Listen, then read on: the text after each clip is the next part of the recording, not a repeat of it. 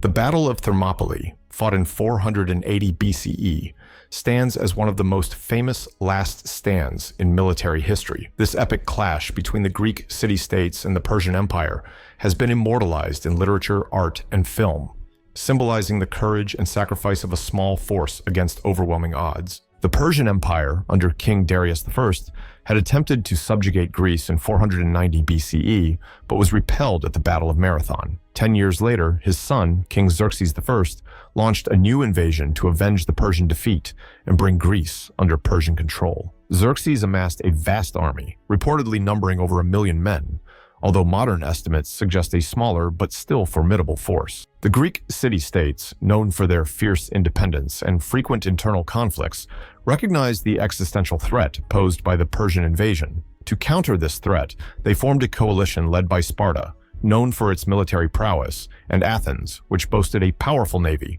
Thermopylae, a narrow pass between the mountains and the sea in central Greece, was chosen as the ideal defensive position.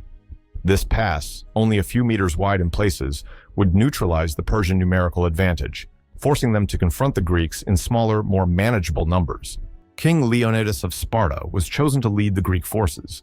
He brought with him 300 elite Spartan warriors, each with a reputation for bravery and combat skill. These Spartans were accompanied by approximately 7,000 soldiers from other Greek city-states, including Thespians, Thebans, and Phocians. In late August or early September of 480 BCE, Xerxes' army arrived at Thermopylae. Xerxes, confident in his overwhelming numbers, sent an envoy to offer Leonidas a chance to surrender. Leonidas refused, famously replying, "Molon labi," meaning "come and take them." For 2 days, the Greeks successfully repelled wave after wave of Persian assaults. The narrow pass prevented the Persians from exploiting their numerical superiority, and the Greeks, well-armored and disciplined, inflicted heavy casualties on the attackers. The Spartan hoplites, with their bronze shields and spears, fought in a tight phalanx formation, presenting an impenetrable wall of bronze and iron. Frustrated by the lack of progress, Xerxes deployed his elite unit, the Immortals. These 10,000 soldiers were the best in the Persian army, known for their skill and discipline. However, even the Immortals were unable to break through the Greek defenses. The narrow pass negated their numbers, and the superior armor and training of the Greeks kept them at bay.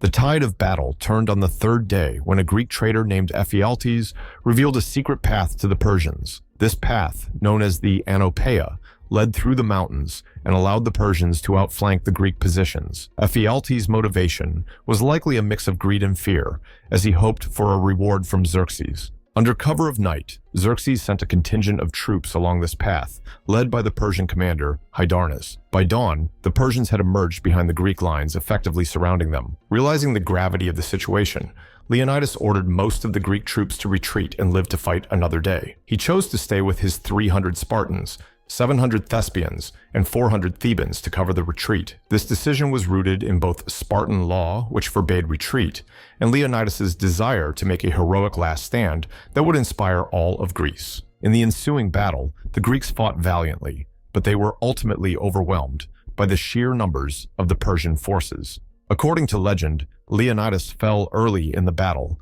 and a fierce struggle ensued over his body. The Spartans and their allies fought to the last man, their sacrifice delaying the Persian advance and providing a powerful symbol of resistance.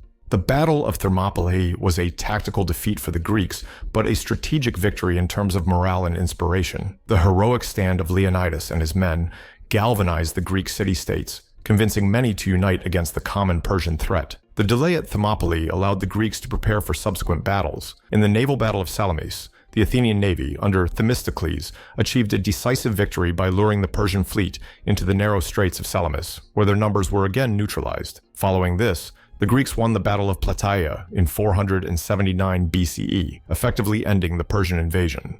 Thermopylae's legacy endures in Western culture as a symbol of courage, sacrifice, and the defense of freedom against tyranny. The phrase, "Go tell the Spartans," comes from an epitaph reportedly written by Simonides to honor the fallen at Thermopylae, reminding future generations of the valor displayed by the defenders. The Battle of Thermopylae has been depicted in numerous works of art, literature, and film. Herodotus, the ancient Greek historian, provided a detailed account of the battle in his histories, ensuring that the heroism of the Spartans would be remembered for millennia. The battle has inspired countless retellings, from the 1962 film The 300 Spartans to the graphic novel and film 300 Inches by Frank Miller and Zack Snyder, which dramatized the events and emphasized the Spartans' valor. In modern times, the story of Thermopylae continues to resonate, symbolizing the enduring human qualities of bravery, sacrifice, and resistance against overwhelming odds. It serves as a reminder that even in the face of certain defeat, the courage to stand and fight